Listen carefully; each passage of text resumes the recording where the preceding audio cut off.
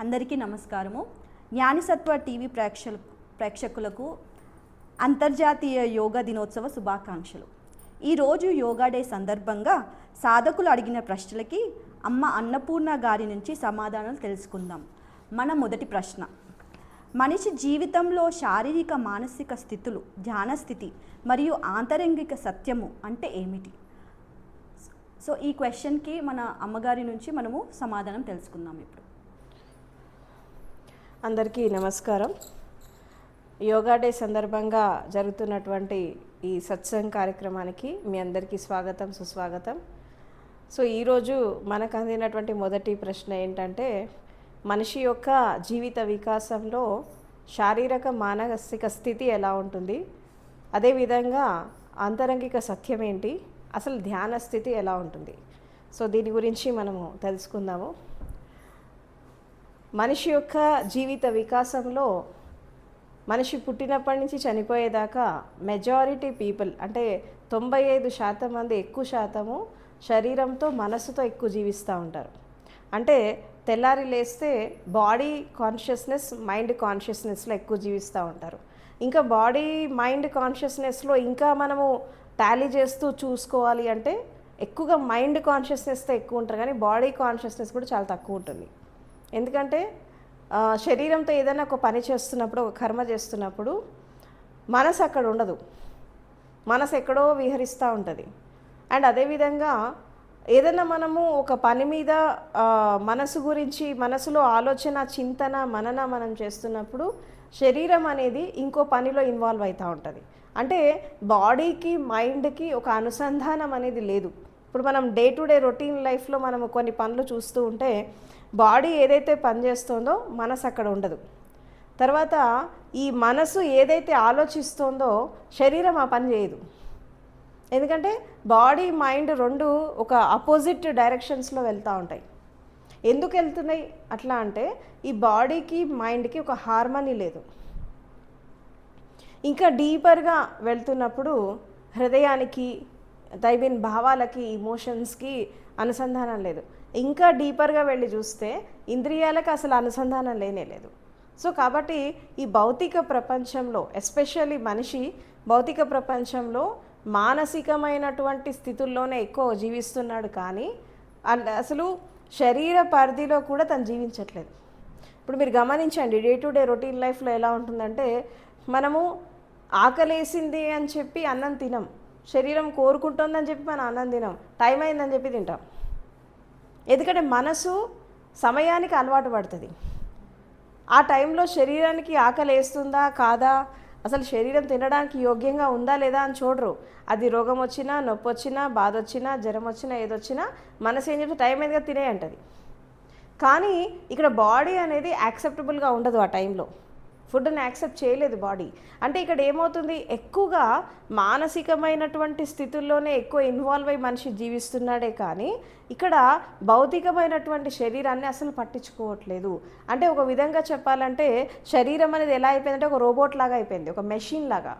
ఇప్పుడు మెషిన్ ఎలాగైతే ఒక స్విచ్ వేసి మెషిన్ ఎలా ఆడుతుంది, ఆఫ్ చేస్తే ఎలా ఆన్ అయిపోతుంది, ఆఫ్ అయిపోతుందో, అదేవిధంగా శరీరం అనేది మనసు చేతిలో కీలుబొమ్మ అయిపోయింది. కానీ శరీరానికి ఒక లాంగ్వేజ్ ఉంటుంది, శరీరానికి కొంత శక్తి ఉంది, శరీరానికి ఒక సైన్స్ ఉంటుంది, ఒక సిస్టమ్ ఉంటుంది, ఒక పద్ధతి ఉంటుంది అని చెప్పి మనసుని నియంత్రణలో పెట్టి శరీరం యొక్క సిస్టమ్ ప్రకారము మనిషి ఎప్పుడైతే నడుచుకుంటాడో, ఇప్పుడు మనసు తప్పు చేయంటది కానీ శరీరం ఇష్టపడదు, అవునా? మనసు అబద్ధం ఆడు అంటది, కానీ అబద్ధం ఆడడానికి ఎన్నిసార్లు తడబడతారు, శరీరం ఎన్నిసార్లు తడబడుతుంది, నోట మాట రావడానికి ఎన్నిసార్లు తడబడుతుంది, అసత్యం మాట్లాడడానికి. కానీ మనసు ఏం చేస్తుంది, అబద్ధం ఆడేసేయి లేదా పాపం చేసేసేయి అని చెప్తుంది. అంటే మానసికమైనటువంటి నెగిటివిటీస్తో మనిషి శరీరాన్ని కూడా పొల్యూట్ చేసుకుంటున్నాడు. సో ఇవాళ రేపు భౌతిక ప్రపంచంలో ఉన్నటువంటి మనుషులు ఎక్కువగా ఎలా హింస చేసేవాళ్ళు, అట్రాసిటీస్ చేసేవాళ్ళు, అవినీతి, అక్రమాలు, మోసాలు ఇవన్నీ చేసేవాళ్ళు ఎలా ఉన్నారంటే వీళ్ళంతా కూడా మానసిక బానిసలు, మనసుకి బానిసలు. అంటే వీళ్ళు మనసుకి బానిసలు అయిపోయి శరీరాన్ని ఒక యంత్రంలాగా వాడుకొని దాని ద్వారా అనేక రకాల తప్పులు చేసేస్తున్నారు. అసలు శరీరంది తప్పు లేదు, ఉన్నదంతా మనసులోనే తప్పు. ఎందుకంటే ఫస్ట్ హృదయంలో భావం వస్తుంది, ఆ భావం మనసులోకి వచ్చాక ఆలోచనలాగా మారుతుంది. ఈ ఆలోచనలాగా మారినప్పుడు నెక్స్ట్ శరీరం మీదకి వచ్చినప్పుడు ఒక కర్మ జరుగుతుంది. అయితే మనసులో నియంత్రణ ఎప్పుడైతే వస్తుందో అది శరీరం కర్మలాగా మారకుండా, అది ఒకవేళ చెడు పని అయితే దాన్ని మనసు దగ్గరే ఆపేయాలి. ఒకవేళ భావాన్ని గుర్తుపట్టగలిగితే భావం దగ్గరే ఆపేయాలి చెడు భావన, అంతేగాని అది శరీరం దాకా తీసుకురావద్దు. సో ఎప్పుడైతే ఒక వ్యక్తి, అంటే ఇది భౌతిక ప్రపంచంలో సాధారణంగా జీవించేటటువంటి వ్యక్తుల యొక్క స్థితి ఇలాగే ఉంటుంది. అంటే మైండ్ కాన్షియస్నెస్లో ఎక్కువ ఉంటుంది. అంటే శరీరంలో ఉండేటటువంటి 95% శక్తి మొత్తం మైండే తీసేసుకుంటుంది. ఇంకా ఇంద్రియాలు, ఒక విధంగా చెప్పాలంటే ఇంద్రియాలు కానీ లోపల ప్రాణశక్తి కానీ ఇవన్నీ కూడా ఒక విధంగా ఈ ప్రకృతి యొక్క కరుణతో ఏదో సర్వైవ్ అవుతున్నాయి. కానీ మన నిద్రలో కాస్త శక్తి రావడము, ఫుడ్ ద్వారా కొంచెం శక్తి రావడము, దీని ద్వారా కొంత శక్తి సమకూర్చుకుంటున్నాయి. కానీ మనిషి తనకు తానుగా ఇచ్చేటటువంటి శక్తి ఏం లేదు. తను కాంట్రిబ్యూట్ చేసే శక్తి మొత్తము ఆ వచ్చిన కొంత శక్తి కూడా ఏం చేస్తాడు, మనసుకు ఖర్చు పెట్టేస్తాడు. మనసు ఎక్కడ పనిచేస్తుంది ఉంటే గతంలోనే ఉంటుంది, లేదా భవిష్యత్తులో ఉంటుంది, కానీ వర్తమానంలో ఉండదు మనసు అనేది. అప్పుడు ఏమవుతుంది, వర్తమానంలో లేనప్పుడు శరీరం పట్ల ఆ శరీరంతో ఆ శక్తి రాదు, శరీరానికి శక్తి సరిపోదు. దాని ద్వారా ఏమైపోతుంది, నీరసం వచ్చేస్తుంది, నిస్సత్తు వచ్చేస్తుంది, అవునా, విసుగు వస్తుంది, చికాకు వస్తుంది, టెన్షన్స్ వస్తాయి, స్ట్రెస్ వస్తుంది, హెడేక్స్ వస్తాయి. ఇవన్నీ ఎందుకు వస్తాయి అంటే శరీరానికి శక్తి సరిపోవట్లేదు. దినంలో నువ్వు సంపాదించినటువంటి ఫుడ్ ద్వారా, నిద్ర ద్వారా, రిలాక్సేషన్ ద్వారా నువ్వు సంపాదించినటువంటి శక్తి మొత్తం 95% మైండే తీసేసుకుంటుంది. ఈ 5% బాడీకి సరిపోవట్లేదు, అందుకే అనారోగ్య సమస్యలు వస్తున్నాయి. ఇదంతా ఏంటి, ఇది ఒక విధంగా చెప్పాలంటే అసమ్యక్ జీవన విధానం. ఇది ఏమంటారు, సరైనటువంటి జీవిత విధానం ఇది కాదు. మనిషి జీవించాలి జీవిత విధానం ఇది కాదు. మరి ధ్యానం అంటే ఏంటి, ధ్యానపూర్వకంగా బతకాలి, జాగృతిలో బతకాలి అని ఎందుకంటారంటే, ఎప్పుడైతే ధ్యానపూర్వకంగా జీవించినప్పుడు, జాగృతిలో జీవించినప్పుడు నువ్వేం చేస్తావు, శరీరాన్ని, మనసుని, హృదయాన్ని ఏకత్వంలోకి తీసుకొచ్చి ఈ మూడింటిని సమానంగా తీసుకెళ్తూ ఉంటావు. అప్పుడు ఏమైపోతుందంటే శరీరానికి, మనసుకి, భావాలకి సమానంగా శక్తి విస్తరిస్తుంది. విస్తరించినప్పుడు ఏం జరుగుతుందంటే చేసే పని 100% కరెక్ట్గా చేస్తారు. ఆ పని చేయడంతో పాటు ఆలోచించడం కూడా కరెక్ట్గా ఆలోచిస్తారు. ఎందుకంటే నీకు మనసుకి శక్తి ఎక్కువైపోతే మనసు ఏం చేస్తుందంటే ఒక విధంగా చెప్పాలంటే అది విచ్చలవిడిగా వెళ్ళిపోతూ ఉంటుంది. పాజిటివిటీ కంటే కూడా నెగిటివ్ థాట్స్లోకి ఎక్కువ వెళ్ళిపోతుంది. మనసుకి శక్తి ఎక్కువైపోయినప్పుడు కోరికలు ఎక్కువైపోతాయి, అవసరాలు ఎక్కువైపోతాయి, హ్యాబిట్స్ ఎక్కువైపోతాయి, వ్యసనాలు ఎక్కువైపోతాయి. ఇవన్నీ ఎందుకు ఎక్కువ అవుతున్నాయి, హింస పెరుగుతుంది. ఎందుకంటే శరీరానికి అందాల్సిన శక్తి కూడా మైండ్ తీసేసుకుంటుంది. ఎప్పుడైతే శరీరము, మనసు, ఇంద్రియాలకి మధ్యలో ఈక్వల్గా ఎనర్జీ షేర్ అయినప్పుడు ఏమవుతుందంటే 3 ఈక్వల్గా పనిచేస్తాయి. అప్పుడు ఏమవుతుందంటే హార్మోనీ వచ్చేస్తుంది. ఎప్పుడైతే శరీరము, మనసు, ఇంద్రియాల పట్ల హార్మోనీ ఎప్పుడైతే వస్తుందో అది ధ్యాన స్థితి. మెడిటేటివ్నెస్ అంటే ఏంటి, బాడీ, మైండ్, ఇంద్రియాస్ ఈ మూడింటి పట్ల ఒక అనుసంధానం, ఒక హార్మనీ, తర్వాత ఒక సమతుల్యత, ఒక బ్యాలెన్సింగ్ ఎప్పుడైతే వస్తుందో అది మెడిటేటివ్నెస్.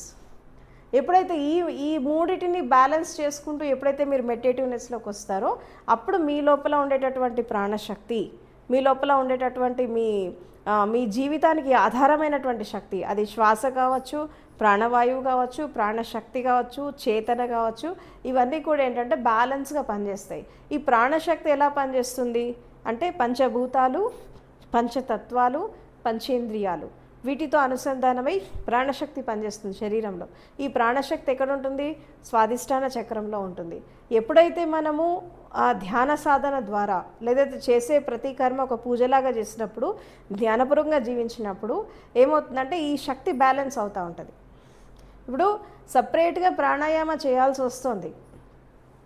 అసలు ఎందుకు చేయాలా, ప్రాణాయామం ఆల్రెడీ లోపల జరుగుతుంది కదా, శ్వాస రావడం, పోవడం, విస్తరించడం ఇదంతా న్యాచురల్గా జరుగుతుంది. నువ్వు మళ్ళీ స్పెషల్గా ఎందుకు చేయాలా, అది అవసరం ఏంటి అసలు అంటే, ఎందుకు చేయాలి అంటే సరిగ్గా విస్తరించట్లేదు కాబట్టి చేయాలి.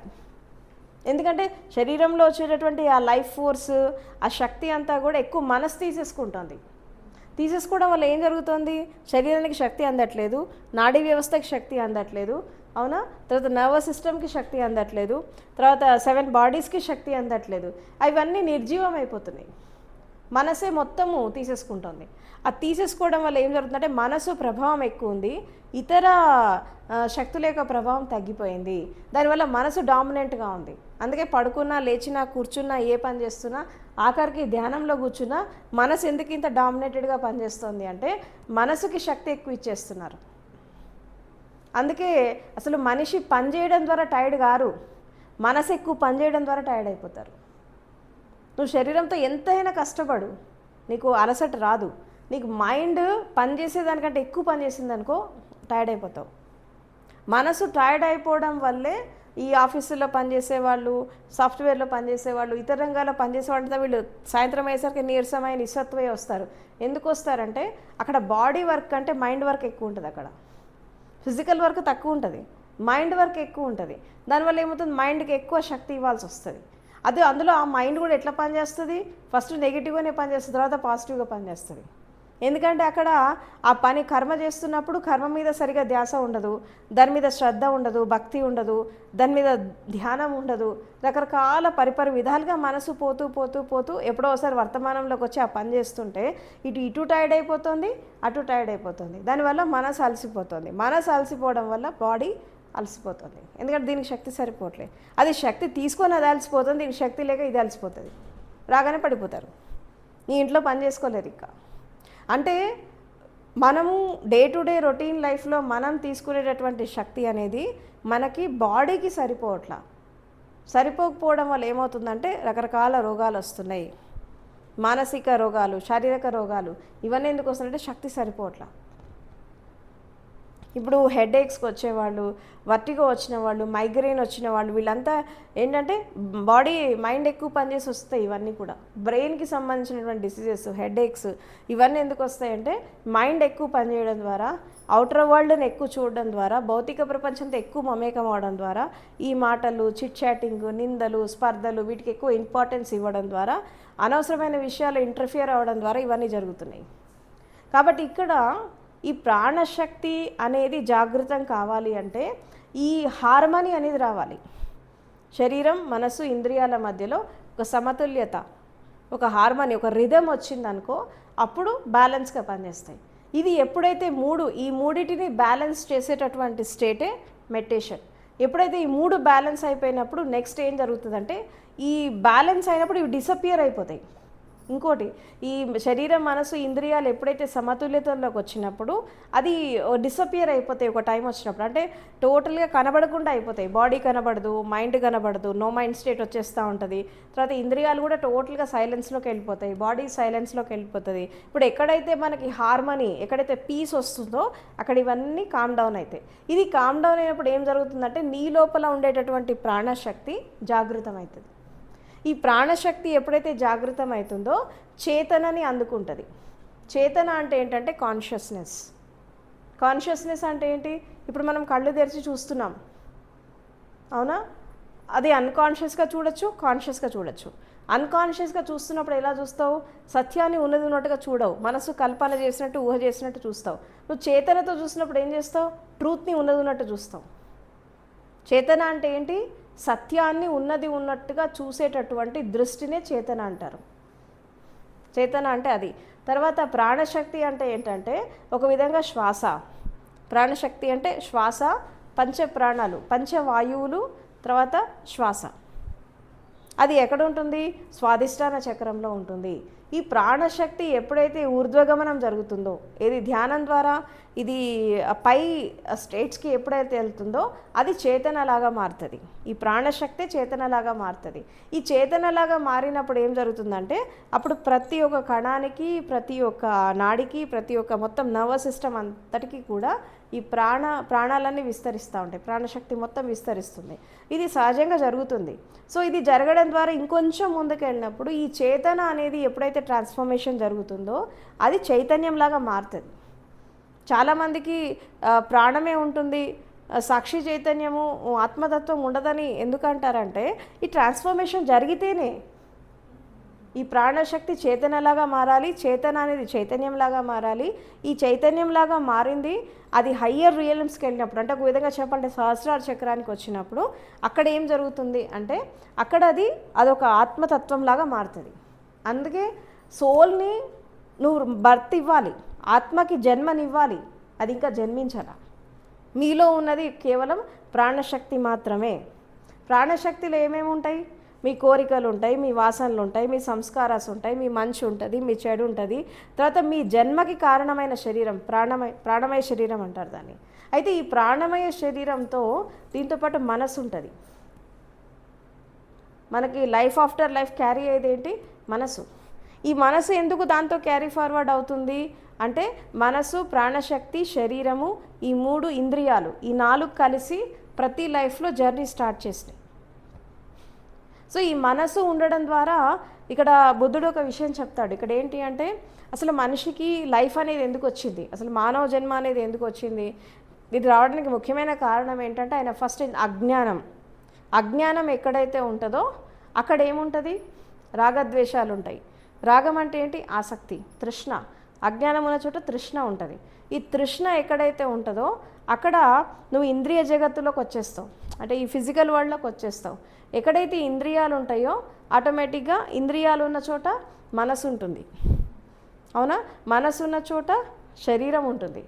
శరీరం వచ్చినప్పుడు నామరూపాలు వచ్చేస్తాయి. అంటే ఎక్కడైతే నీకు ఇంద్రియాలు, తర్వాత భౌతిక జగత్తు ఉన్న చోట నీకు నామరూపాలు వచ్చేస్తాయి. అంటే శరీరం వస్తుంది, మనసు వచ్చేస్తుంది. శరీరం మనసు ఎక్కడైతే స్టార్ట్ అవుతుందో అక్కడ జీవితం వచ్చేసింది, మళ్ళీ జన్మ వచ్చింది, మళ్ళీ మదరూంబులోకి వస్తావు.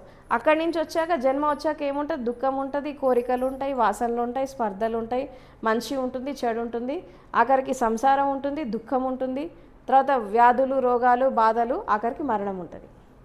వీటన్నిటికీ మూల కారణం ఏంటంటే అజ్ఞానం. ఎప్పుడైతే ఈ సత్యము ఒక వ్యక్తి అర్థం చేసుకుంటాడో, నువ్వు ఎక్కడ బ్రేక్ చేస్తావు? ఈ లైఫ్ అండ్ డెత్ సర్కిల్ని ఎక్కడ బ్రేక్ చేస్తావు అంటే అజ్ఞానం దగ్గర బ్రేక్ చేయాలి. అవిద్య.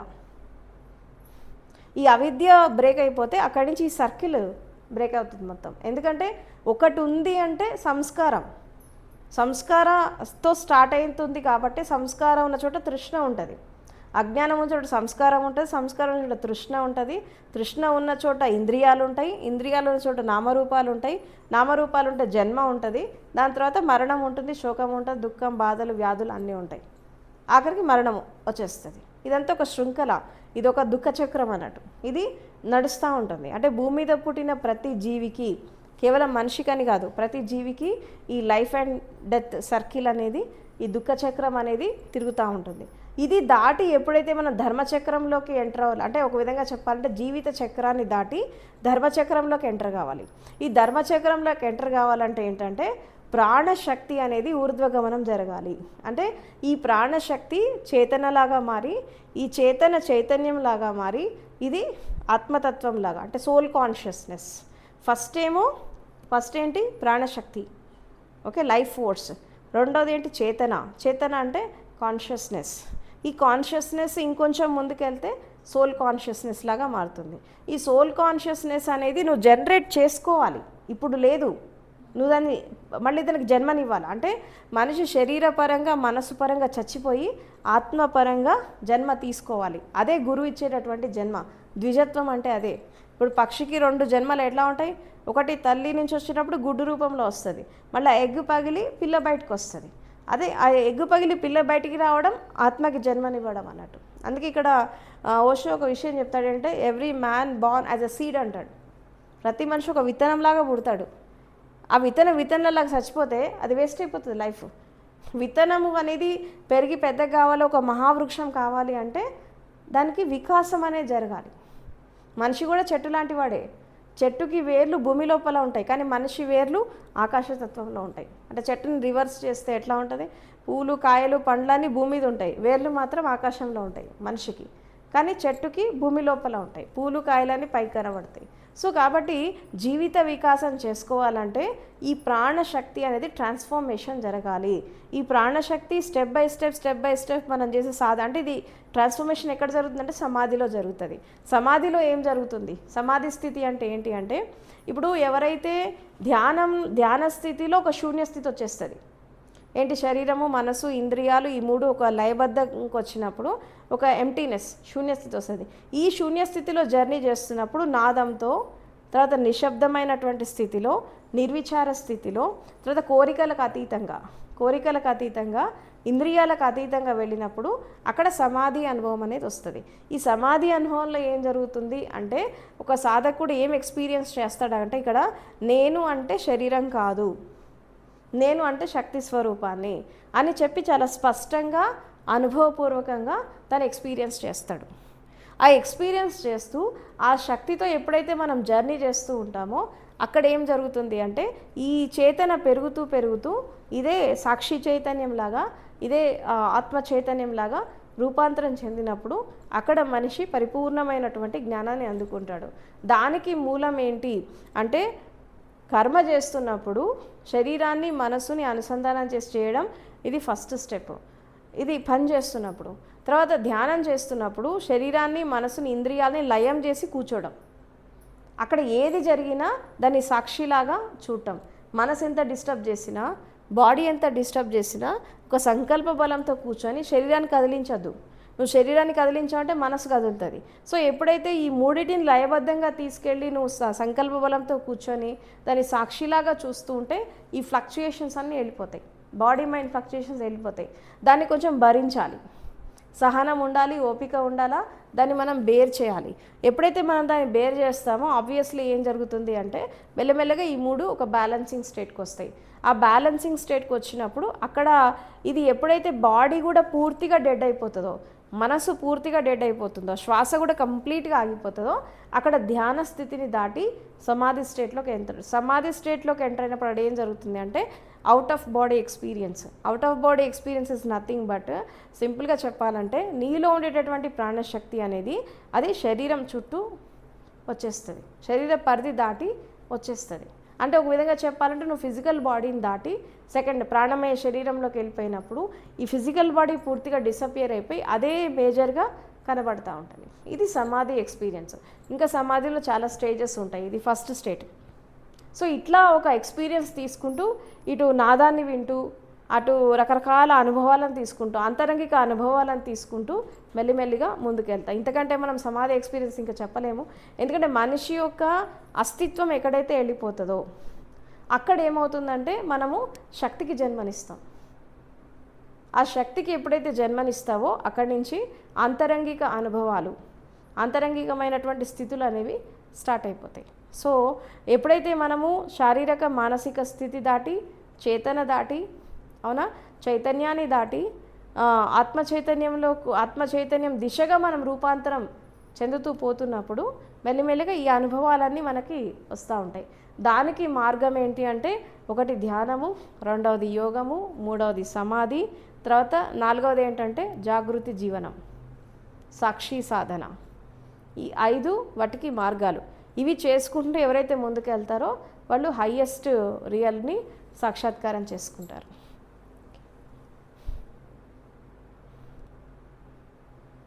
థ్యాంక్ యూ అమ్మా, చాలా వివరంగా వివరించారు. శక్తి గురించి, ప్రాణం అంటే ఏంటి, సమాధి అంటే ఏంటి, ఇవన్నీ గురించి. మన రెండవ ప్రశ్న వచ్చేసరికి డిజైర్లెస్నెస్ అంటే ఏంటి, డిజైర్స్ ఉండాలా, ఉంటే ఎటువంటి డిజైర్స్ ఉండాలి?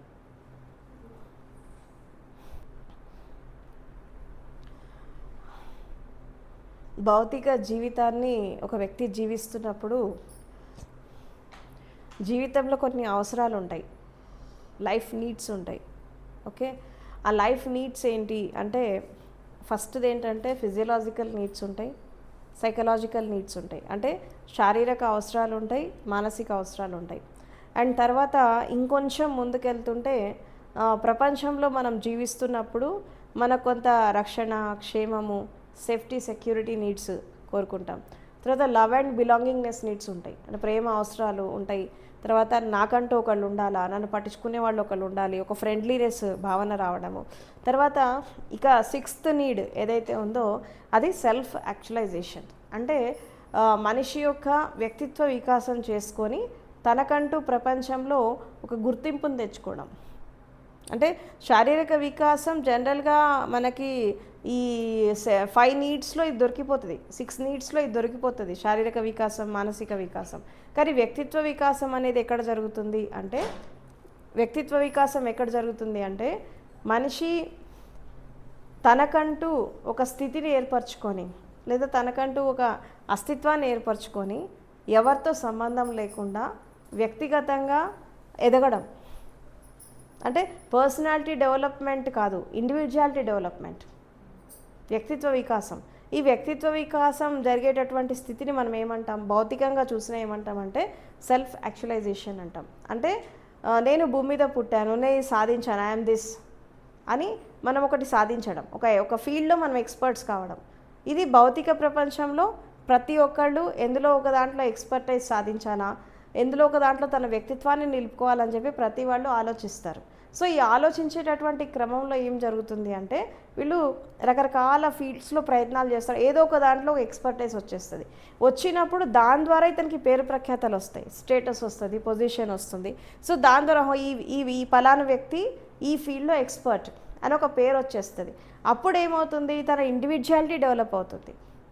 సో దాన్ని మనం ఏమంటామంటే సెల్ఫ్ యాక్చువలైజేషన్. అంటే స్వయం వాస్తవికత అర్థం చేసుకొని నీ లోపల పొటెన్షియాలిటీస్, శక్తి సామర్థ్యాలని నువ్వు జాగ్రత్తం చేసుకొని నీకంటూ ఒక సొసైటీలో ఒక స్టేటస్ని, ఒక పొజిషన్ని నిర్మించుకోవడం, దాన్ని ఇండివిజువల్ డెవలప్మెంట్ అంటారు. సో ఇంతవరకు ఏది మన ఫిజియలాజికల్ నీడ్స్ దగ్గర నుంచి, శారీరక అవసరాల నుంచి ఈ వ్యక్తిత్వ వికాసం చేసుకునే దానికంటే బిఫోర్ చాలామంది ఇంత దూరం కూడా పోరు. మెజారిటీ పీపుల్ ఇంత దూరం కూడా పోరు. కొంతమంది పుట్టినప్పుడు జనాభా లెక్కలో వాళ్ళ పేరు ఎక్కుతుంది, పోయినాక పోతుంది, అంతకంటే ఏం గుర్తింపు ఉండదు. ఆయారం గయారం లెక్క నడుస్తూ ఉంటుంది లైఫ్ అనేది. సో కాబట్టి ఇక్కడ ఏంటంటే వ్యక్తిత్వ వికాసం చేసుకునే వాళ్ళు అతి తక్కువ మంది ఉంటారు. నాకు తెలిసి మొత్తము ప్రపంచ జనాభాలో ఒక 100%లో తీసుకుంటే 20% మాత్రమే ఉంటారు. మిగతా 80% ఎట్లా అంటే శారీరక మానసిక స్థితుల వరకే బ్రతికి, అక్కడే పుట్టి, అక్కడే పెరిగి, అక్కడే బ్రతికి, అక్కడే చచ్చిపోతారు. ఇంకా వీళ్ళకి సమాజంలో ఎలాంటి అసలు సమాజంలో కాదు, ఇంట్లోనే గుర్తింపు ఉండదు వాళ్ళకి. They don't have any identification. పుట్టాం పోయామా అంటే పోయామా అలా వెళ్ళిపోతూ ఉంటారు. కానీ కొంతమంది మాత్రమే, అంటే పేరు ప్రఖ్యాతలు రావాలంటే పాలిటిక్స్లోకి వెళ్ళాలా, ఇంట్లో వెళ్ళాలి, దాంట్లో వెళ్ళాలి, మోసం, ఇప్పుడు చెడు మార్గంలో పోయినా పేరు ప్రఖ్యాతలు వస్తాయి, అది పెద్ద ముఖ్యం కాదు. అవును, అవినీతి చేసినా, మోసాలు చేసినా, దొంగతనాలు చేసినా అట్లా కూడా పేరు వస్తుంది, కానీ అది ఇంపార్టెంట్ కాదు కదా. ఇప్పుడు ఒకవేళ పేరు ప్రఖ్యాతలు వస్తే మంచి మార్గంలో రావాలి. అంటే ఒక సంపద పెంచుకున్నా, స్టేటస్ పెంచుకున్నా, పొజిషన్ పెంచుకున్నా, చెడు మార్గంలో పెంచుకుంటే అందరూ తిట్టుకుంటారు, అది పెద్ద పేరు కాదు అది. కానీ మంచి మార్గంలోకి వెళ్ళి స్టేటస్ ఎడ్యుకేషన్ పరంగా, నాలెడ్జ్ పరంగా, విజ్డమ్ పరంగా ఒక వైజ్ పీపుల్ లాగా జీవిస్తూ, ఒక ఇంటలెక్చువల్స్ లాగా జీవిస్తూ, అండ్ ఒక సామాజిక కార్యకర్తల్లాగా జీవిస్తూ ఇలా జీవించే వాళ్ళు ప్రపంచంలో అతి తక్కువ మంది, ఓన్లీ 20% మాత్రమే ఉంటారు. ఈ 80% పీపుల్ అంతా కూడా శారీరక మానసిక అవసరాలతోనే జీవించి చచ్చిపోతారు. వీళ్ళకి పెద్ద గుర్తింపు ఉండదు. అలాంటి వాళ్ళు ప్రపంచంలో 80% ఉన్నారు. సో కాబట్టి కొంతమంది మాత్రమే దానికోసం, వ్యక్తిత్వ వికాసం కోసం కొంతమంది మాత్రమే ఫైట్ చేస్తారు. మిగతా వాళ్ళంతా మామూలుగా ఏదో పుట్టాం కాబట్టి బ్రతకాలి, చచ్చేదాకా బతకాలంటే ఏదో చిన్న ఉద్యోగం కావాలా, అవునా, ఏదో చిన్న బతుకు తెరుగు కావాలా, కాబట్టి చేసుకో, బ్రతుకు, తిను, చావు, బతుకు, ఇంతే, ఇంకేం ఉండదు ఇంకా లైఫ్లో. అంటే వాళ్ళు పుట్టిందే దానికోసం అన్నట్టు పుడతారు. ప్రపంచంలో దాదాపు ఒక 75% పీపుల్ రెండింటి కోసమే జీవిస్తారు. ఒకటి కోరికల కోసం, రెండోది ఫుడ్ కోసం. ఫుడ్, క్లాతింగ్, షెల్టర్, దీనికోసం బతికే వాళ్ళు ఎక్కువ ఉంటారు. ఇంకొంచెం కిందికి వెళ్ళిపోతే ఇంద్రియ సుఖాల కోసం జీవించే వాళ్ళు ఎక్కువ ఉంటారు.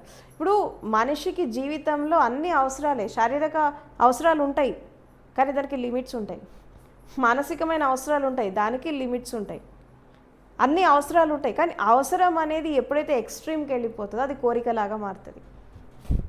ఇప్పుడు ఫుడ్ అవసరమే మనిషికి, అవసరానికి తినడం వేరు, ఫుడ్ కోరికలాగా తినడం వేరు. బట్టలు అవసరమే, మనము శరీరాన్ని కప్పుకోవాలంటే బట్టలు కావాలి, అది అతి అయిపోయింది అనుకో, అది పిచ్చితనం అయిపోతుంది, కోరిక అయిపోతుంది. సో ఎప్పుడైతే అవసరం అనేది ఎక్స్ట్రీమిటీకి వెళ్ళిపోయిందో అది కోరికలాగా మారుతుంది. అసలు మనిషికి అనవసరమైన వాటి మీదే ఎక్కువ మనసు పోతూ ఉంటుంది కానీ అవసరమైన వాటి మీద పోదు. అవునా? కొంతమంది ఫుడ్ హ్యాబిట్స్ ఎక్కువ ఉన్న వాళ్ళు ఉంటారు, కొంతమంది బట్టల మీద వ్యామోహం ఉన్న వాళ్ళు ఉంటారు, కొంతమంది శారీరక సుఖాలు వెంబడిపోతూ ఉంటారు, ఇంద్రియ సుఖాల కోసం పరిగెడుతూ ఉంటారు, కొంతమంది డబ్బు వెంబడి పరిగెత్తారు, కొంతమంది స్టేటస్ వెంబడి పరిగెత్తుతూ ఉంటారు. అవునా? అసలు సార్థకమైనటువంటి కోరికలు ఏంటి? నిజంగా డిజైర్ అనేది ఒక మనిషికి ఉంటే ఏమి ఉండాలా చెప్తారు ఎవరైనా? రియల్ డిజైర్స్ అనేవి ఎట్లా ఉంటాయి? ఇప్పుడు ఈ మూలాధార, స్వాదిష్టాన, మణిపుర కింద 3 చక్రాస్లో వచ్చేటటువంటి డిజైర్స్ అనేవి ఇవి జంతువులకి ఉంటాయి, పశువులకు ఉంటాయి, పక్షులకు ఉంటాయి, మనుషులకు కూడా ఉంటాయి. వాటికి మనకి తేడా ఏం లేదు ఈ 3 విషయాలలో. ఏది మూలాధార, స్వాదిష్టాన వాటికి శారీరక అవసరాలు ఉంటాయి. అవునా? వాటికి బయాలజికల్ డిజైర్స్ ఉంటాయి. తర్వాత వాటికి ఈ రక్షణ క్షేమ అవసరాలు అవి కోరుకుంటాయి, బిలాంగింగ్నెస్ అవి కోరుకుంటాయి. కాబట్టి ఇప్పుడు మనిషికి పెక్యూలియర్గా ఉండేటటువంటి క్వాలిటీస్ ఏంటి? అసలు నిజమైన కోరిక ఉంటే, నిజంగా అసలు భగవంతుడు అనేవాడు ఉంటే మనం ఏం కోరుకోవాలా? ప్రకృతి నుంచి మనం ఏం కోరుకోవాలా? రియల్ డిజైర్ ఏంటంటే 5 ముఖ్యంగా కోరుకోవాలి మనిషి. ఏంటి అంటే, ఒకటి లవ్. అంటే లవ్ అంటే వేరే వాళ్ళ దగ్గర అడుక్కోవడం కాదు, నేను ప్రేమతత్వంతో నిండిపోవాలా. ఇది ఫస్ట్ డిజైర్. వేరే వాళ్ళ దగ్గర నుంచి అడుక్కుంటే రాదు ప్రేమ అనేది. నువ్వు ఫస్ట్ ఫుల్ఫిల్ కావాలి. అది ఫుల్ఫిల్ కావాలంటే నువ్వు ఎలా జీవించాలి, ఆ జీవిత విధానం ఎలా ఉండాలి, దాన్ని మనం ఎలా మోల్డ్ చేసుకోవాలి, ఇది కోరుకోవాలి. ఫస్ట్ ఏంటి? Love and belongingness. ఎందుకంటే మనిషి జీవితం అనేది హృదయం నుంచి స్టార్ట్ అవుతుంది. హృదయంలో ఏముంటుంది? హార్ట్ చక్ర. అనాథ చక్రంలో ఏముంటుంది? ప్రేమ, భక్తి, కరుణ, జాలి, దయ, మానవత్వం. ఈ క్వాలిటీస్ అసలు మనిషి లోపల ఉండాల్సిన క్వాలిటీస్ ఇవే. ఈ కింద 3 స్వభావాలతోనే మనుషులు ఎక్కువ జీవిస్తున్నారు, కానీ ఈ హృదయంతో జీవించట్లేదు ఎవరు. నిజంగా నువ్వు ఎవరినైనా ఏదైనా కోరుకోవాలి అనుకుంటే ఫస్ట్ నేను ఈ క్యారెక్టర్స్తో నేను ఫుల్ఫిల్ కావాలి అని కోరుకోవాలా. నిజంగా ఈ దేవాలయాలకు వెళ్ళేవాళ్ళు, పుణ్యక్షేత్రాలకు వెళ్ళేవాళ్ళు అక్కడ కోరాల్సిన కోరిక ఈ డబ్బు, స్టేటస్, పొజిషన్ కాదు. అసలు నేను మనిషిలాగా బతకడానికి, నా అస్తిత్వాన్ని నేను కాపాడుకోవడానికి నాకు శక్తినివ్వు అని చెప్పి కోరుకోవాలి. నా లోపల నేను ప్రేమతత్వాన్ని పెంచుకోవడానికి నాకు ఆ శక్తినివ్వు, లేదా మానవత్వాన్ని పెంచుకోవడానికి నాకు ఆ శక్తినివ్వు అని భగవంతుని కోరుకోవాలి, లేదా ప్రకృతిని కోరుకోవాలి. ఇది సరైన కోరికలు అంటే ప్రేమతత్వంతో, మానవత్వంతో, కరుణతో, తర్వాత ఒక జాలి, దయాగుణాలతో, సేవా తత్పరతతో నేను నిండిపోవాలా, మానవత్వంతో నేను నిండిపోవాలా అని చెప్పి ఇది కోరుకోవాలి. ఇది సరైనటువంటి కోరిక. ఒక భౌతిక జీవితంలో ఒక మనిషి జ్ఞానం ఉన్నా లేకపోయినా ఒక ప్రశాంతకరమైనటువంటి జీవితము, ప్రశాంతకరమైనటువంటి మరణం అనేది రావాలి అంటే ఈ క్వాలిటీస్ కావాలని కోరుకోవాలి. నీకు ఆటోమేటిక్గా ప్రేమతత్వం నీ లోపల ఉంది, జాలి, దయ, కరుణ, సేవా తత్పరత, మానవత్వం నీ లోపల ఉంటే నీకు అన్నీ వచ్చేస్తాయి. ఎందుకు వచ్చేస్తాయి అంటే, నీకు ప్రేమతత్వము, జాలి, దయ ఉందనుకో, నువ్వు ఎంతోమందికి నీకు ఉన్నప్పుడు హెల్ప్ చేస్తూ ఉంటావు. రేపు నీకు లేదనుకో, నీకు అవే రిటర్న్ వస్తాయి. నువ్వెవరిని అడగక్కర్లా, ఆటోమేటిక్గా అవి వచ్చేస్తూ ఉంటాయి. నీకు ఏ టైంకి ఏది కావాలో అది వచ్చేస్తూ ఉంటాయి. ఈ క్వాలిటీస్ కావాలని కోరుకోవాలి. డబ్బు కావాలి అంటే డబ్బు రాదు. అవునా? అందరు డబ్బు కావాలి, సంపద, ఇది కావాలి అన్నీ కోరుకుంటారు. ఇది తప్పు. ఇది అసలు కోరుకోవాల్సింది ఏంటంటే ప్రేమతత్వము, సేవా తత్పరత, మానవత్వము, కరుణ, జాలి, దయ. ఈ క్వాలిటీస్ నీ లోపల వచ్చినాయి అనుకో, ఆటోమేటిక్గా నువ్వు ఉన్నప్పుడు అందరికీ పెడతావు. నీకు ఒకవేళ లేని పరిస్థితి వచ్చినప్పుడు నువ్వు ఏదైతే సొసైటీకి పే బ్యాక్ చేస్తున్నావో నీకు మళ్ళీ రిటర్న్ వస్తాయి. యూనివర్సల్ లా ఏంటి? లా ఆఫ్ అట్రాక్షన్ ఏంటి? నువ్వు ఏదైతే ఎదుటి వాళ్ళకి ఇస్తావో అదే నీకు రిటర్న్ అవుతుంది. మంచి అయితే మంచి, చెడు అయితే చెడు. ఈ లా ఉంది కదా, దీని ప్రకారం ఏంటి? నువ్వు ఏదైతే ఎదుటి వాళ్ళకి పంచుతున్నావో అది నీకు లేనప్పుడు ఆ టైంకి నీకు వచ్చేస్తుంది. కాబట్టి ఇది సరైనటువంటి కోరిక అంటే ఇది కోరాలి. తర్వాత ఇంకొంచెం పైకి వెళ్ళినప్పుడు ఇంకేం కోరుకోవాలి అంటే జ్ఞానం కావాలని కోరుకోవాలి, విజ్డమ్ కావాలి, జీవితానికి ఒక సార్థకత కావాలి, ఇది కోరుకోవాలి. ఇంకా కొంచెం ముందుకెళ్తే ముక్తి కావాలని కోరుకోవాలా, మోక్షం కావాలని కోరుకోవాలి, ఈ జనన మరణ చక్రం నుంచి బయటపడాలని కోరుకోవాలి. ఇన్నాళ్ళు అనుభవించిన దుఃఖాలు, కష్టాలు, నష్టాలు చాలు, ఇంకా నేను ఈ లైఫ్ నుంచి బయటపడిపోవాలని కోరుకోవాలి. ఇవి సరైనటువంటి కోరికలు. అంటే హృదయ వికాసం కోసము, జ్ఞాన వికాసం కోసము, శక్తి వికాసం కోసము, లేదంటే జన్మరాహిత్యం కోసము ఇది కోరుకోవాలి. అయితే స్టార్టింగ్లో మనిషి ఇవన్నీ కోరుకొని జర్నీ స్టార్ట్ చేస్తాడు. తర్వాత ఈ ఎప్పుడైతే జర్నీ స్టార్ట్ చేసి నువ్వు అంతిమ లక్ష్యము చేరుకునే సమయం నీకు వచ్చినప్పుడు ఈ కోరికలన్నీ రాలిపోతూ ఉంటాయి. రాలిపోయి అప్పుడు డిజైర్లెస్నెస్ స్టేట్కి వస్తావు. ఫస్ట్ ఇది కోరికనే, ఈ భావము ఇది కోరికనే, కానీ మెల్లమెల్లగా పైకి వెళ్తున్న కొద్దీ నువ్వు అనుభవాన్ని తీసుకుంటున్నప్పుడు ఏమవుతుందంటే ఈ కోరికలని ట్రాన్స్ఫర్మేషన్ జరిగిపోతాయి. అదే డిజైర్లెస్నెస్ అంటే కోరిక ట్రాన్స్ఫర్మేషన్ జరగడం, అది దాన్ని రూపాంతరం చెంది అది అనుభవం లాగా వచ్చేస్తుంది. అప్పుడు నువ్వు కోరుకోవాల్సిన అవసరం ఉండదు. ఫస్ట్ కోరుకున్నావు, అది ట్రాన్స్ఫర్మేషన్ జరిగింది, ఒక ఎక్స్పీరియన్స్ లాగా వచ్చింది. ఇంకా కోరిక ఎక్కడ ఉంటుంది? అది డిజైర్లెస్నెస్ స్టేట్. ఎప్పుడైతే డిజైర్లెస్నెస్ స్టేట్కి వెళ్ళిపోతావో అప్పుడు సమయానికి కాలానికి అతీతంగా వెళ్ళేసి నువ్వు ఒక పరమ సత్యాన్ని పరమ జ్ఞానాన్ని అందుకుంటావు. కాబట్టి భూమి మీద పుట్టిన ప్రతి మనిషి కోరుకోవాల్సిన ముఖ్యమైనటువంటి నిజంగా కోరాలనుకుంటే ఇవి కోరాల: ప్రేమ, మానవత్వం, కరుణ, జాలి, దయ, జ్ఞానము, సత్యము, ధర్మం, మోక్షం. ఇది కోరుకుంటే ఆటోమేటిక్గా మిగతావన్నీ వచ్చేస్తాయి. ఇది లేకుండా నీకు మిగతా ఎన్నున్నా వేస్ట్. నీకు నువ్వు ఉపయోగపడవు, వేరే వాళ్ళకు ఉపయోగపడవు. కాబట్టి డిజైర్ అనేది సరైనటువంటి కోరిక ఉంటే సరైనటువంటి మార్గం దొరుకుతుంది, సరైనటువంటి జీవిత విధానం ఉంటుంది. ఈ జీవిత విధానం ఎప్పుడైతే కరెక్ట్ సరైన దిశలో ఉంటుందో అక్కడి నుంచి ఒక రూపాంతరం చెందినప్పుడు అప్పుడు కోరికలకు అతీతంగా వెళ్ళిపోతారు. కోరికలకి, సమయానికి, కాలానికి, తర్వాత శూన్యానికి, అస్తిత్వానికి అతీతంగా వెళ్ళేటటువంటి స్థితి ఏంటంటే సమాధి. అక్కడ ఇవన్నీ సమాధి క్యారెక్టరిస్టిక్స్ ఏంటి?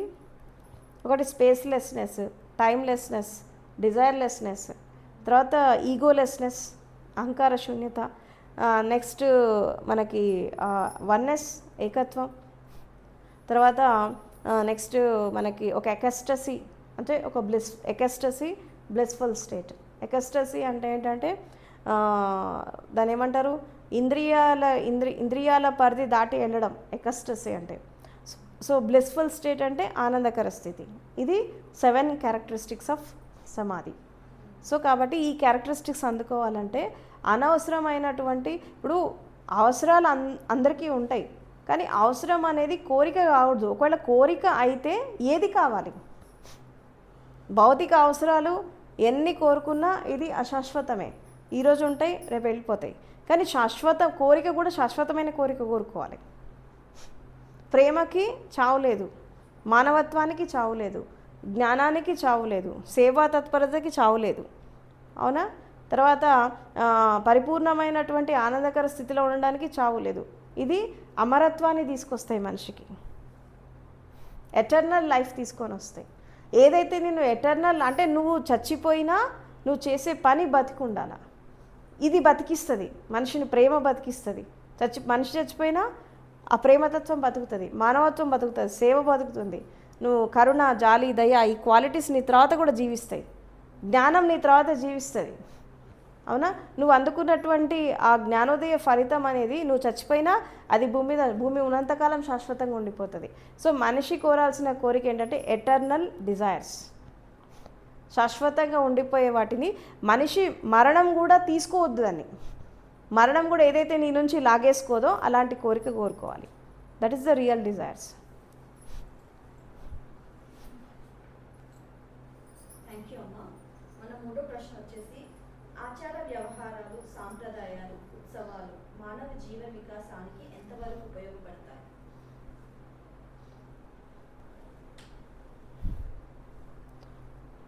ప్రపంచంలో అనేక రకాల దేశాలు ఉన్నాయి.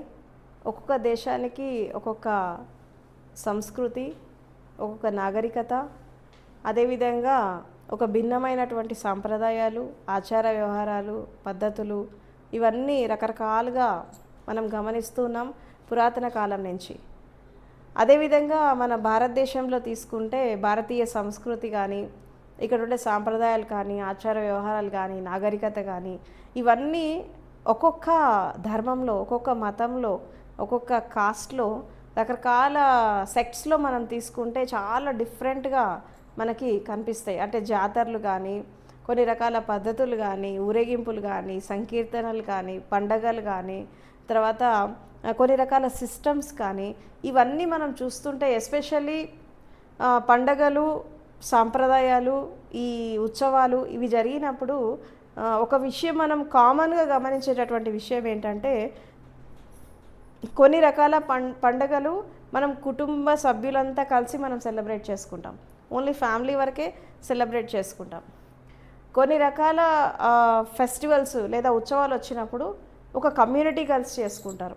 ఇప్పుడు కొన్ని రకాల మతాలలో కొన్ని సాంప్రదాయాలు ఉంటాయి. అవునా? ఇస్లాంలో కొన్ని సాంప్రదాయాలు ఉంటాయి, హిందూ ధర్మంలో కొన్ని సాంప్రదాయాలు ఉన్నాయి, బుద్ధిజంలో కొన్ని ఉంటాయి. అట్లా ఒక్కొక్క ధర్మానికి తగ్గట్టుగా కొన్ని సాంప్రదాయాలు అనేవి ఉంటాయి. సో ఈ సాంప్రదాయాలు, ఈ ఉత్సవాలు అసలు ఎందుకు వచ్చినాయి? అసలు దీని యొక్క ఆంతరంగిక సత్యం ఏంటంటే, ఇప్పుడు ఒక మనిషి తన కుటుంబం వరకు తను పరిమితం అయిపోతే సంకుచితం అయిపోతాడు. అక్కడ స్వార్థం వచ్చేస్తుంది. అవునా? సెల్ఫిష్నెస్ వచ్చేస్తుంది. తర్వాత 10 మందికి మనము ఏదైనా చెయ్యాలి అనేటటువంటి భావన వెళ్ళిపోతుంది. ఆల్రెడీ మనుషులు స్వార్థంతో జీవిస్తున్నారు. ఈ ఉత్సవాలు, ఈ రకరకాల సాంప్రదాయాలు, సంస్కృతులు ఇవి లేకపోతే మనిషి పూర్తిగా స్వార్థపూరితం అయిపోతాడు. అందుకే కొన్ని రకాల సాంప్రదాయాల్లో కొన్ని రకాల ఉత్సవాలు, సంకీర్తనలు, ఈ రకరకాల పండుగలు సామూహికంగా ఎందుకు పెట్టేవాళ్ళు? ఒక కల్చరల్ ఫెస్టివల్ లాగా దీన్ని ఎందుకు చేసేవాళ్ళు? ఒక ఊరంతా కలిసి జాతరలాగా ఎందుకు చేసుకుంటారు?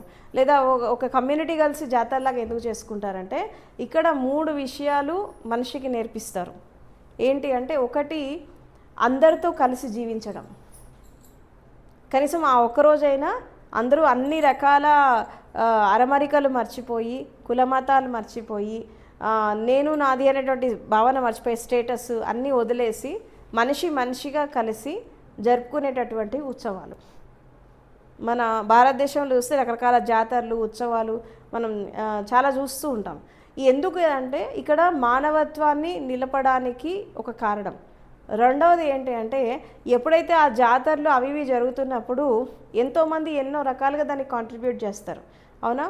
శరీరంతో కొంతమంది చేస్తారు, డబ్బు ద్వారా కొంతమంది చేస్తారు, కొంతమంది వస్తువుల ద్వారా చేస్తూ ఉంటారు. ఏదో ఒక విధంగా ఒక దాన ధర్మాలు అనేవి మనిషికి నేర్పించాలి, ఒక పురుషార్థం అనేది నేర్పించాలి వాళ్ళకి. ఇది ఒక కారణం. అండ్ మూడవ కారణమే, కొంతమంది ఇదేది ఇవ్వలేరు కానీ సేవ చేస్తారు. కొంతమంది సేవ చేస్తారు, అక్కడికి వెళ్ళి అందరికీ సర్వ్ చేస్తూ ఉంటారు, శ్రమదానం ఇస్తారు. సో సేవా తత్పరత నేర్పించడానికి, నిస్వార్థమైనటువంటి భావాన్ని నేర్పించడానికి, తర్వాత మనిషి లోపల ఉండేటటువంటి మానవత్వాన్ని జాగృతం చేయడానికి.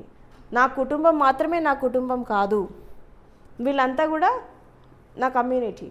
అంటే మనిషి అంటే మానవ జాతి. అవునా? ఈ మతము, ఆ కులము, ఆ సాంప్రదాయం ఇది కాదు, ఇదంతా హ్యుమానిటీ. మనుషులంతా ఒక జాతి. ఇప్పుడు జంతు జాతి, ఇప్పుడు ప్రపంచంలో విశ్వంలో ఉన్నాయి 3 జాతులు. ఒకటి వృక్ష జాతి ఉంది, జంతు జాతి ఉంది, మానవ జాతి ఉంది. 3. అవునా? ఈ వృక్షాలు, ఈ జంతు జాతి తీసేస్తే మానవ జాతి అంతా ఒకటే. కానీ మనిషి, ఇప్పుడు వృక్ష జాతుల్లో ఎన్ని రకాల జాతులు ఉన్నా, ఎన్ని రకాల స్పీషీస్ ఉన్నా, చెట్టే అది ఎప్పుడు డివైడ్ కాలేదు. అవునా? చెట్లను కూడా మనిషే డివైడ్ చేశాడు. దానికి రకరకాల పేర్లు ఇచ్చి, దానికి జాతులు ఇచ్చి, దాన్ని డివైడ్ చేసి, జంతువులను కూడా మనిషే డివైడ్ చేశాడు.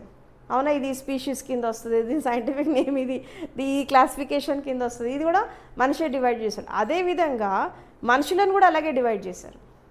అంటే వాస్తవానికి ప్రకృతి సిద్ధంగా మనం తీసుకున్నప్పుడు 3 జాతులు, ఒకటి వృక్ష జాతి, జంతు జాతి, మానవ జాతి, అంతే. ఈ జంతు జాతి కింద అనేక రకాల అమీబా నుంచి రకరకాల జీవరాశులన్నీ దాని కిందే వస్తాయి. ఈ చెట్లు ఏదైతే పచ్చదాన్ని ఇచ్చే చెట్లు, అన్ని చెట్లు దాని కిందే వస్తాయి. మనుషులంతా ఒక గొడుగు కింద వస్తారు. ఈ 3 గొడుగులు విశ్వంలో ఉన్నవి. కానీ దీన్ని ఎన్ని రకాలుగా డివైడ్ చేశారు? జంతువులను ఎన్ని రకాలుగా డివైడ్ చేశారు, చెట్లను ఎన్ని రకాలుగా డివైడ్ చేశారు. అంటే అఫ్కోర్స్ ఇది యూటిలిటేరియన్ తీసుకురావడానికి, అంటే ఒక విధంగా చెప్పాలంటే ఇది అవసరానికి వాడుకోవడానికి, ఆ చెట్లను కూడా రకరకాలుగా మనిషి యొక్క ఉపయోగం తెచ్చుకోవడానికి డివైడ్ చేశాడేమో. కానీ దానివల్ల లాభం కంటే నష్టమే ఎక్కువ జరిగింది. అండ్ ఎస్పెషల్లీ ఈ మనుషులను డివైడ్ చేస్తున్న క్రమంలో ఎన్ని రకాలుగా డివైడ్ అయిపోయారు, ఖండాలుగా డివైడ్ అయిపోయారు. ఇప్పుడు యునైట్ కమ్మంటే ఎట్లా అవుతారు? ఎన్ని రకాలుగా డివైడ్ అయిపోయాడు మనిషి? జాతిపరంగా, కులపరంగా, మతపరంగా, ప్రాంతాల పరంగా, దేశపరంగా, అవునా? గ్రామ పరంగా, జిల్లాల పరంగా ఎన్ని రకాలుగా, అంటే మనిషిలో ఎన్ని భాగాలు ఉన్నాయో అన్ని భాగాలు డివైడ్ చేశారు. ఇప్పుడు ఏకత్వం రమ్మంటే ఎక్కడి నుంచి వస్తుంది? చాలామంది మనుషులకి ధ్యానం వస్తలేదు, జ్ఞానం వస్తలేదు. ఎందుకు తెలుసా? మనిషి ఇన్ని ఖండాలుగా డివైడ్ అయిపోయాడు. తను యునైట్ కావాలనుకున్నా కాలేని పరిస్థితి ఏర్పడుతుంది ఇప్పుడు. అందుకే ఏకత్వం రావట్లేదు. బయట ఏకత్వం పక్క పెట్టేసేయి, అసలు నీ లోపల నీకే ఏకత్వం రావట్లా. ఎందుకంటే ఒక పిల్లాడు భూమి మీద పుట్టినప్పటి నుంచి ఈ పెరిగేటటువంటి క్రమంలో ఎన్ని రకాలుగా పేరెంట్స్ డివైడ్ చేస్తారు. శరీర పరంగా చేస్తారు, జెండర్ పరంగా చేస్తారు, కుల పరంగా చేస్తారు, మతపరంగా చేస్తారు, ఆచార వ్యవహారాల పరంగా, సాంప్రదాయాలు, కట్టుబాట్లు, నీది నాది అనే భావన, అహంకారం, అజ్ఞానం, స్టేటస్, పొజిషన్, పాలిటిక్స్, ఇన్ని పరంగా ఒక వ్యక్తిని వాడిని ప్రశాంతంగా శ్వాస కూడా తీసుకొనియరు, అన్నీ రుద్దుతారు పైనే. అది వాడు వన్ ఇయర్ బేబీగా ఎదగక ముందే ఇవన్నీ వాడి లోపల పడేస్తూ ఉంటారు, సీడ్స్ వేసిస్తారు. ఇంకా ఏకత్వం ఎక్కడి నుంచి వస్తుంది? వాళ్ళ పేర్ల చివర తోకాలు పెట్టుకుంటారు, తోకాలు ఈకలు పెట్టుకుంటారు కదా, ఇది అంత ఆ తోకాలు పెట్టుకుని ఆ తోకలతో అహంకారం, మళ్ళీ అదొక అహంకారం. ఇవన్నీ పెంచేసుకుంటూ ఉన్నప్పుడు మనిషి లోపల ఏకత్వం అనేది రావట్లేదు. అందుకే మెడిటేషన్ రావట్లేదు, అందుకే మైండ్ డిస్టర్బ్ చేస్తుంది. ఎందుకు మైండ్ డిస్టర్బ్ చేస్తుందంటే ఇన్ని రకాలుగా డివైడ్ అయిపోయింది మైండ్ అనేది, స్ప్లిట్ అయిపోయింది మొత్తం. పనుల ద్వారా స్ప్లిట్ అయిపోయినావు, కాస్ట్ ద్వారా స్ప్లిట్ అయిపోయావు, వృత్తుల ద్వారా స్ప్లిట్ అయిపోయారు. అసలు మనిషి ఎన్ని భాగాలు అన్ని భాగాలకు స్ప్లిట్ అయిపోయారు. దీన్ని మళ్ళీ ఏకత్వంలో తీసుకురావాలంటే సాధనలో ఎంత కష్టపడాలా మనిషి? అందుకే ధ్యానం వస్తలేదు, సమాధి వస్తలేదు, జ్ఞానం వస్తలేదు. ఎందుకు అంటే ఇన్ని రకాలుగా డివైడ్ అయిపోయింది. అందుకే మనిషిని ఏమంటారంటే స్ప్లిట్ పర్సనాలిటీ అంటారు. దీన్ని మహావీరుడు ఏం చెప్తాడంటే మనిషి బహుచిత్తవాన్ అంటాడు. అంటే అనేక రకాల చిత్తాలు ఉంటాయి, కొన్ని వేల రకాల చిత్తాలు ఉంటాయి. ఇక యోగ దర్శనంలో 21 రకాల చిత్త వృత్తులు అని చెప్పారు. ఇంకా మనం ఈ ఆధునిక సమాజంలో మనుషులను చూస్తే కొన్ని వందలు ఉంటాయి, కొన్ని అప్పుడప్పుడు కొన్ని లక్షలు కూడా పోతూ ఉంటాయి. ఎందుకంటే ఏ చిత్తం ఎప్పుడు పనిచేస్తుందో అర్థం కాదు, అవునా? ఏది ఎప్పుడు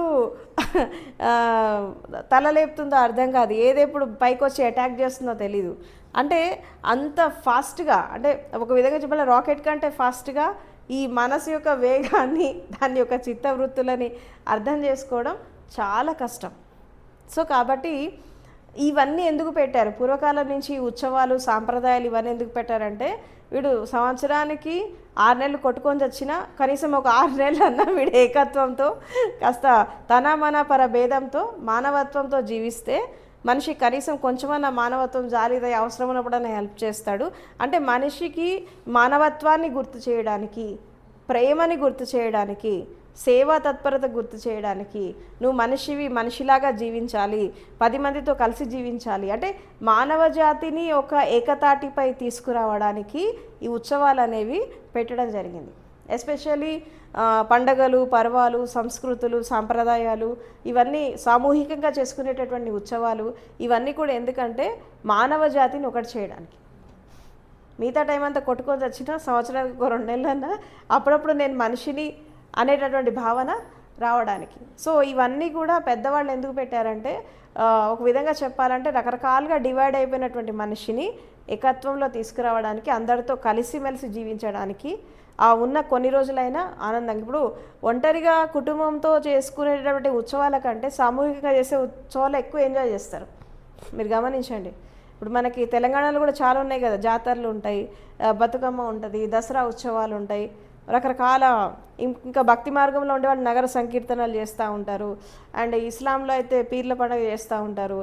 ఈ మన రంజాన్ నెలలో వాళ్ళ కమ్యూనిటీ అంతా కలిసి సామూహికంగా ఇఫ్తార్ విందులు చేసుకుంటూ ఉంటారు. ఒక్కొక్క బుద్ధిజంలో అయితే మనకి ఈ ధర్మచక్ర ప్రవర్తన దివస్, రకరకాల సాంప్రదాయాల్లో రకరకాల ఉత్సవాలు చేస్తూ ఉంటారు. ఎందుకంటే మనుషులను కలపడానికి, మానవత్వాన్ని నిలబెట్టడానికి, తర్వాత నేను కూడా మనిషినే అనేటటువంటి ఆ భావన తీసుకురావడానికి ఇవన్నీ ఉత్సవాలన్నీ జరుగుతాయి.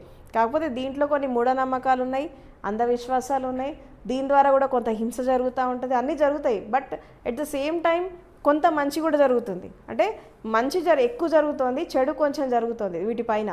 But better, something is better than nothing అని అంటారు కదా. ఏది చేయకుండా కూర్చునే బదులు ఏదో ఒకటి చేస్తూ ఒక ప్రయత్నం అనేది జరుగుతోంది. కాబట్టి ఈ ఉత్సవాలన్నీ కూడా మనిషిని ఏకత్వంలో తీసుకురావడానికి, మానవ జాతి ఒకటే అని చెప్పడానికి, ఇవన్నీ కూడా ప్రతి ఒక్క దేశంలో ప్రతి ఒక్క ప్రాంతంలో ఇవన్నీ జరుగుతూ ఉంటాయి.